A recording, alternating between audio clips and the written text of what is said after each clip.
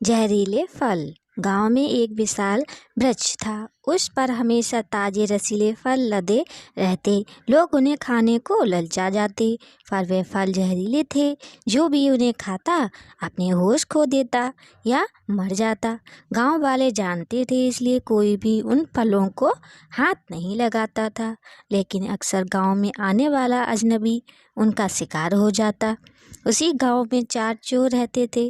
वे अक्सर लोगों के घर में लूटपाट करते।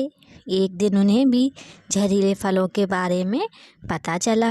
उनके नेता ने सुझाव दिया, हमने तो कभी सोचा ही नहीं कि ये फल हमारे कितने काम आ सकते हैं। पर कैसे? बाकी चोरों के मुंह पर हैरानी थी। नेता ने कहा, देखो, हम अधिकतर रात को चोरियां करते हैं और रात को यात्रा करने वाले यात्रियों को ठगते हैं। अब हम ऐसे लोगों को ठगेंगे जो जहरीले फल खाकर मर जाते हैं या बेहोश हो जाते हैं। ऐसे लोगों को ठगने में कोई डर नहीं है।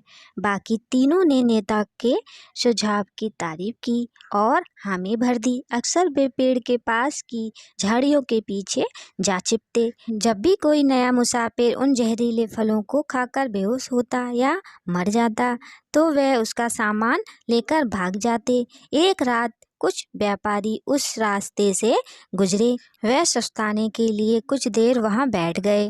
फल देखते ही खाने को मन ललचा गया। उनमें से एक पेड़ पर चढ़ा और फल तोड़ लाया। उसने उन्हें धोकर रख दिया। वह मित्र के सोकर उठने की राह देखने लगा। चारों ठग छिपकर देख रहे थे। वह सोच रहे थे कि जल्दी ही व्यापारी बेहोश हो जाएंगे, तब वे उनका सामान लूट लेंगे। जो ही व्यापारी नींद से जागा तो तरोताजा होने के बाद वह मित्र के साथ फल खाने लगा।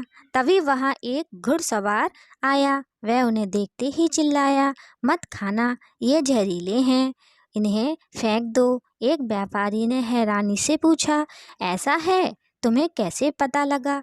घुड़सवार बोला, बड़ी हैरानी की बात है, आप लोग इतने सियाने होकर भी ऐसी मूर्खता करने जा रहे हो। व्यापारी उलझन में थे। घुड़सवार बोला, गांव में हर कोई जानता है कि ये पेड़ हमेशा फलों से लदा रहता है। यदि वे इन्हें खाते तो एक भी फल पेड़ पर ना दिखता। क्या आपने सोचा कि वे पेड़ के फलों को हाथ भी क्यों नहीं लगाते? हाँ, हमने तो इस ओर ध्यान ही नहीं दिया, वे सब बोले। घुड़सवार ने चेतावनी दी, आप सबको पता होना चाहिए कि ये फल जहरीले हैं। व्यापारियों को अपनी गलती का एहसास हो गया। उन्होंने घुड़सवार को धन्यवाद दिया जिसने उनकी जान बचा ली थी और सबक सिखाया था कि हमें कभी कोई भी काम करने से पहले सोच विचार कर लेना चाहिए।